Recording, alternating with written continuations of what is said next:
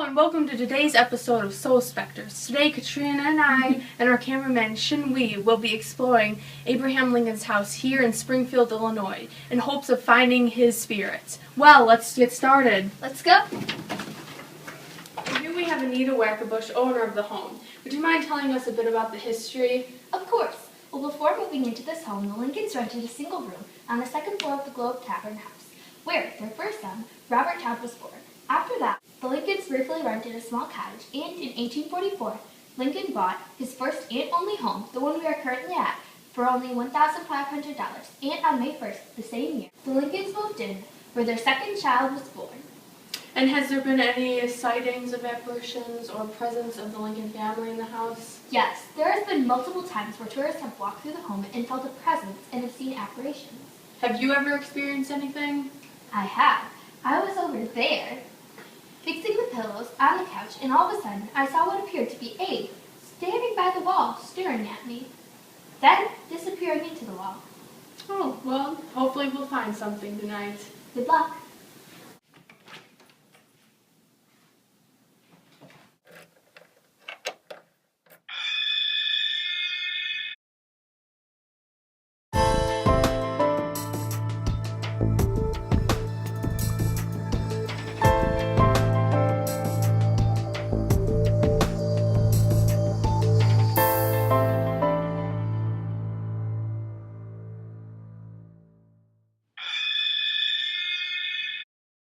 We are here in Abraham Lincoln's house, here in Springfield, Illinois. Alright, Katrina, we're going to split up. You and Shinwee will go into the area that Anita told you about the apparition downstairs, and I will be exploring upstairs in the office area where tourists have seen him. Sounds good.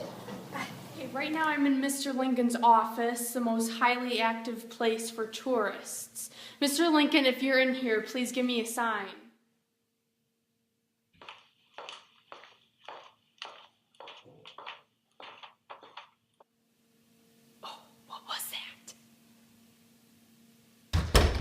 Mr. Lincoln, was that you? Did you just shut the door?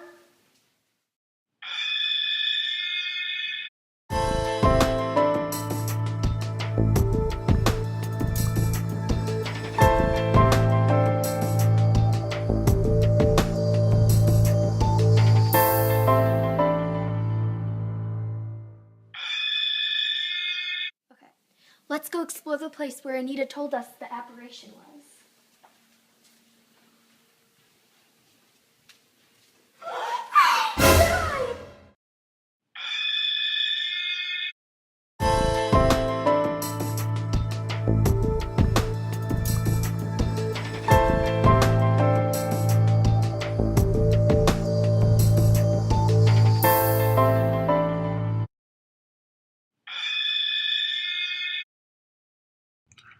No, do not be afraid. Come and sit down.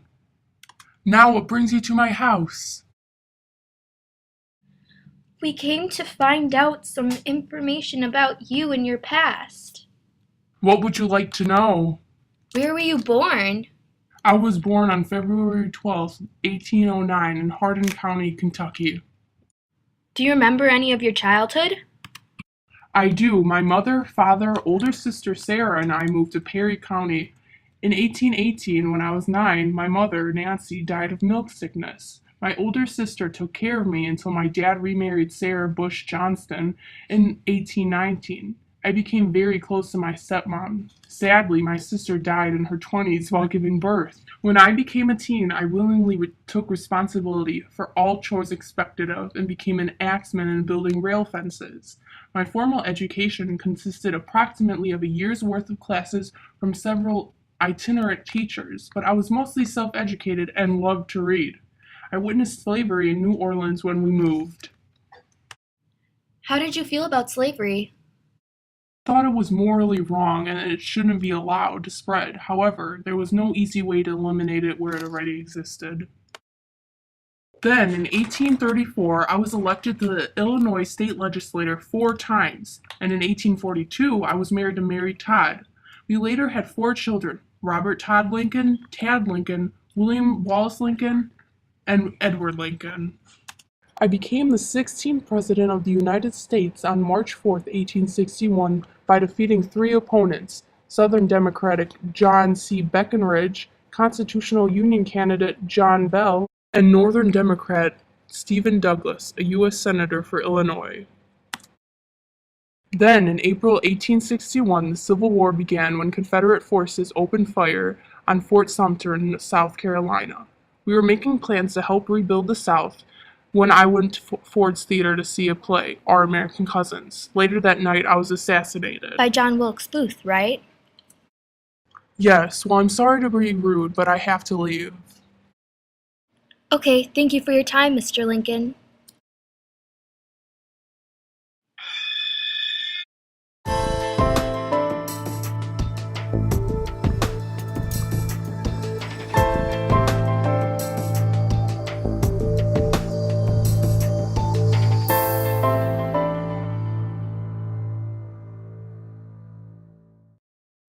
Lincoln's spirit still lives on to this day. We will never forget his impact on America's history.